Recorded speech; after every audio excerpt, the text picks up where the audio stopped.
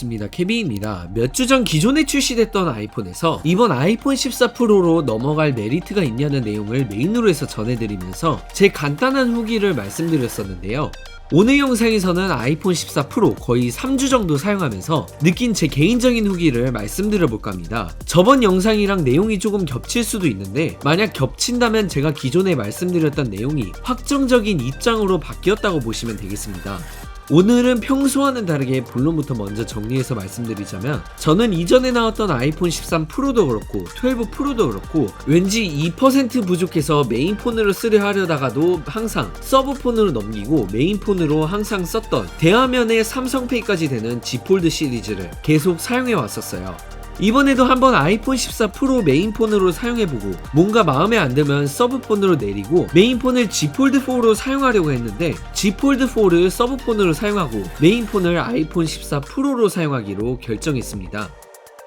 일단 아시다시피 이번 아이폰 14 프로는 노치에서 다이나믹 아일랜드, 일명 펀치홀 디스플레이가 탑재가 되었죠. 저는 솔직히 이 M자 탈모가 없어지고 펀치홀로 대체되니까 훨씬 뭔가 윗부분이 시원시원해 보이고 베젤까지 아이폰 13 프로보다 더 얇아졌다 보니까 실리콘 케이스나 두꺼운 케이스를 껴도 화면이 얇아 보여서 훨씬 좋아 보이더라고요. 다이나믹 아일랜드를 통해 알림을 알려주거나 충전 중을 표시하거나 아니면 노래를 틀 때 굳이 밑으로 스와이프를 해서 제어하지 않아도 아일랜드 부분을 눌러서 제어할 수 있었던 게 저한테 큰 장점이었습니다. 다만 저번에도 말씀을 드렸지만 펀치홀 부분을 유용하게 쓸 수 있다는 그 정도의 신박함이 있는 것 뿐이지 솔직히 이거 가지고 아직도 그렇게 크게 유용하고 이거 하나 때문에 아이폰 13 프로에서 14 프로로 넘어가고 할 메리트는 딱히 없는 것 같아요. 오히려 노래를 재생할 때는 와이파이를 사용할 때 와이파이를 사용하고 있다고 표시가 되지만 저처럼 데이터를 많이 사용하신다면 데이터 아이콘이 표시가 안 돼서 제어 센터를 내려서 확인을 해야 되고 유튜브에서 2:1 비율 영상은 펀치홀 부분이 잘려서 보인다는 그러한 단점이 있고 다이나믹 아일랜드를 다른 시점에서 본다면 펀치홀이 갤럭시 스마트폰들처럼 그렇게 작은 것도 아니다 보니까 사실 노치의 또 다른 버전으로 볼 수도 있긴 하죠. 그런데도 불구하고 아이폰 14 프로를 메인폰으로 사용하게 되는 건 부드러운 애니메이션 때문이라는 이유가 제일 큰 것 같아요. 다이나믹 아일랜드를 사용할 수 있는 앱을 내리면 부드럽게 다이나믹 아일랜드 부분에 애니메이션이 표시가 되고 그냥 어떻게 하다 보니까 애니메이션 부분만 보면 볼수록 빠져들게 돼요.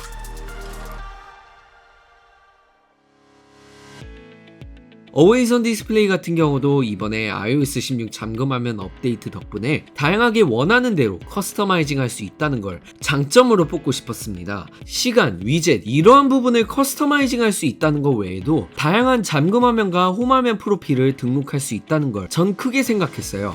굳이 하나하나 배경화면 주기적으로 바꾸기보단 프로필을 여러 개 설정해둔 다음에 기분에 따라 원하는 배경으로 사용할 수 있어서 좋았습니다. 제가 저번 영상에서 AOD 화면이 생각보다 어둡지 않아서 화면이 켜져 있는지 꺼져 있는지 확인하기 힘들다고 말씀을 드렸었는데 이게 어떠한 사진을 잠금화면 배경화면으로 두냐에 따라 체감 차이가 있더라고요.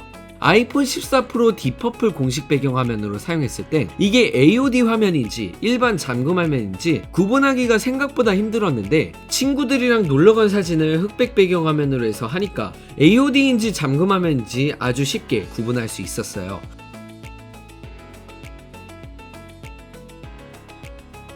다만 배터리 같은 경우 AOD 때문에 확실히 크게 체감이 되더라고요. 제가 보통 와이파이는 집에서도 사용을 안하고 데이터랑 120Hz 그리고 AOD는 항시 켜고 사용을 하는데 롯데월드 공원과 같은 야무진 곳 친구들이랑 놀러가면 폴드4 썼을 땐 같은 조건으로 보통 하루는 잘 쓰고 다녔었는데 이번 14 프로 같은 경우 AOD 때문에 그런 건지 스크린 온 타임이 평균 5시간 45분, 6시간 정도밖에 안 가서 오후에 한번 보조 배터리로 충전해줘야 되는 그러한 불편함은 있었습니다.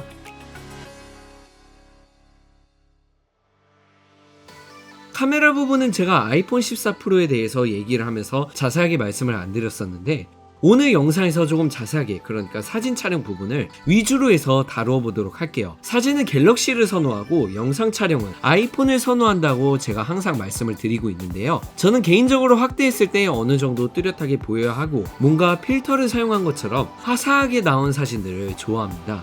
그런데 그 요소들이 다 이번 아이폰 14 프로에서 어느 정도 맞아서 이제는 굳이 휴대폰 두 개를 각각 사진과 영상 촬영하는 용도로 사용할 필요가 없을 정도로 만족을 했고, 전반적인 사진, 색감 같은 건 아이폰 13 라인업에서 톤, 따뜻함, 색 선명도 등 설정할 수 있도록 새롭게 추가가 됐던 사진 톤 모드로 어느 정도 제가 원하는 대로 설정할 수 있었고요. 다만 저번 영상에서도 말씀을 드렸지만 48메가픽셀 메인 카메라에 초점 잡을 수 있는 거리가 아이폰 13 프로에 탑재됐던 12메가픽셀 메인 카메라보다 조금 더 멀다 보니까 음식이나 좀 가까운 사물을 찍으려 하면 조금 뒤로 간 다음에 2배 줌으로 해서 촬영해야 되는 경우가 많았어요. 초광각 카메라에서 접사 촬영을 지원하니까 가까운 거 찍을 거면 접사 모드로 해서 촬영하면 되는 거 아니냐라고 말씀을 주시는 분들도 계실 텐데, 사실 접사 촬영 같은 경우 저는 완전 다른 목적으로 사용하는 그런 카메라, 그러니까 꽃이나 완전 가까운 사물을 찍을 때나 사용할 수 있는 그러한 용도라고 생각을 합니다. 그리고 초광각 카메라로 찍으면 광각 카메라에서 찍은 느낌이 안 나고 왜곡된 느낌이 들기도 하고요. 아이폰 13 프로랑 다르게 AF 초점도 생각보다 원하는 대로 안 잡히는 경우도 생각보다 많아가지고, 이 고양이 사진을 보시면 고양이 쪽으로 포커스 되어 있는 게 아니라 캣타워 쪽에 포커스 되어 있는 걸 보실 수가 있는데, 이런 식으로 촬영 전 뷰파인더에서는 쉽게 볼 수 없을 정도로 애매하게 포커싱 될 때가 있습니다. 그리고 마지막으로 후 처리가 조금 오래 걸립니다. 이건 뭐 당연한 거겠지만 아이폰 14 프로 같은 경우 촬영하고 나서 바로 갤러리 들어가면 후 처리된 이미지를 바로 확인할 수가 있는데, 이번 아이폰 14 프로는 찍고 갤러리 들어가면 갤럭시 스마트폰들처럼 똑같이 후 처리 과정이 조금 오래 걸려서 대략 4초 정도 기다려야 최종 결과물을 볼 수 있었습니다. 이 부분 제외하고는 카메라 부분에서 만족을 하면서 사용을 했고, 전반적으로 촬영한 사진들 결과물 확인해보면 굉장히 마음에 들었습니다. 48메가픽셀 메인 카메라 외에도 초광각 카메라도 그렇고 3배 광학줌을 지원하는 망원 카메라들도 개선이 됐는지 어두운 저조도 환경에서 촬영하면 노이즈가 예전에 많았는데 이번엔 많이 좋아졌다는 느낌을 많이 받았고요. 영상 촬영 같은 경우 솔직히 말해서 완전 만족하고 있고, 특히 이번에는 48메가픽셀 메인 카메라 센서가 탑재되다 보니까 1배에서 2배 줌을 할 때 굉장히 부드럽게 줌인되면서 촬영되더라고요. 이번 아이폰 14 프로 라인업에서는 액션 모드라고 해서 촬영하는 부분을 더 크롭해서 손떨림 방지를 더 강하게 해서 촬영하는 모드가 추가가 됐는데, 이미 일반 모드로 촬영했을 때도 손떨림 방지가 잘 되다 보니까 굳이 하드코어한 상황 아니면 잘 사용 안 할 듯 싶었습니다.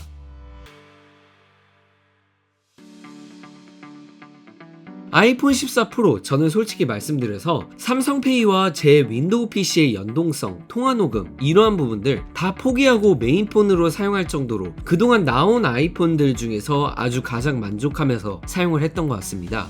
제가 이번에 나온 Z 폴드 4를 메인폰으로 사용을 안 하게 된 이유는 딱 3가지, 애니메이션 최적화, 카메라, 그리고 AOD 커스터마이징 정도가 될 것 같아요. 다만 그동안 나온 아이폰 중에서 아주 가장 만족했다, 그리고 Z 폴드 4를 메인폰으로 사용을 안 하겠다는 건 제 입장일 뿐이고, 사용하면서 이러이러한 장점과 단점이 있었다라고 말씀을 드리는 거니까 제 경험담을 기준으로 해서 아이폰 14 프로로 무조건 넘어가셔야 한다 이런 식으로 강력하게 말씀드리는 건 제 도리가 아니라고 생각합니다. 그래도 굳이 제 개인적인 의견을 말씀을 드리자면, 솔직히 저번에도 말씀을 드렸지만 현재 아이폰 12 프로 그 이상 모델을 사용하고 계시면 일반 소비자 입장으로선 큰 차이는 못 느끼실 것 같아요. 물론 아이폰 14 프로 라인업을 문제없이 구매할 수 있을 정도로 금전적인 여유가 되시고 저처럼 항상 최신 폰을 사용하는 걸 원하시는 정도라면 솔직히 제 입장에서는 할 말은 없습니다만, 아이폰 12 프로 라인업 그 이상 모델을 잘 사용하고 계시면 1년만 조금 더 참으셨다가 아이폰 15 프로 라인업으로 넘어가시는 게 좋지 않을까 생각됩니다. 오늘 영상에서는 대략 이 정도로만 전해드리고, 궁금하신 사항 있으시면 댓글로 남겨주시면 최대한 답변 드릴 수 있도록 하겠습니다. 오늘 영상 여기서 마치겠습니다. 고맙습니다.